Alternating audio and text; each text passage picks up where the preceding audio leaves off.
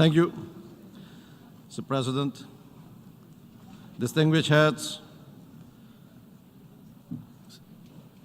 distinguished honorable delegates, ladies and gentlemen, good morning. As we gathered at this summit, we are called upon to transform our deeply interconnected world for the benefit of current and future generations. The theme of our summit underscores the critical need and truth, multilateral solutions for a better tomorrow. Today, I find myself reminding ourselves of the reality that many of the commitments and declarations made today echo those that have been voiced time and time again. Therefore, our first decisive action must be to deliver on the promises and pledges made. We must act now with urgency to make this world a better place. Inaction is not an option. The Caribbean, to which my own country, Suriname, belongs, is a region that is confronted with existential climate threats and financial economic distortions, among which high debt.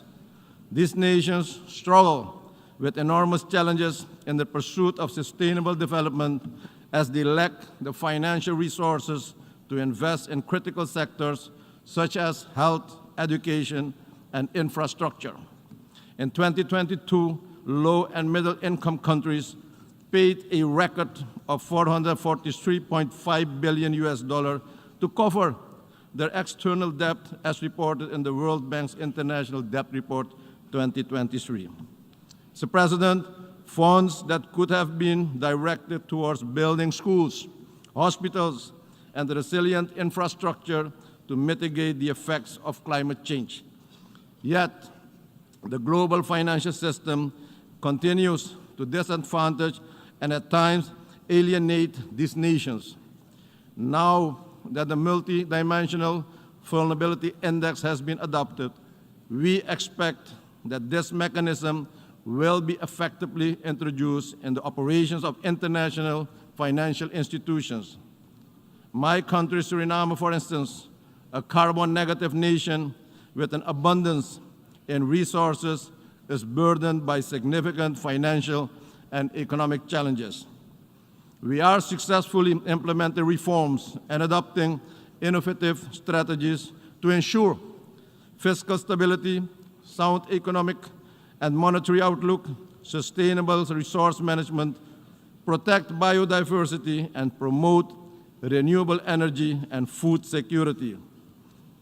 We also face challenges such as inequality and marginalization of certain groups, including indigenous and tribal communities, healthcare access, and quality education, particularly in rural and remote areas, and inadequate infrastructure.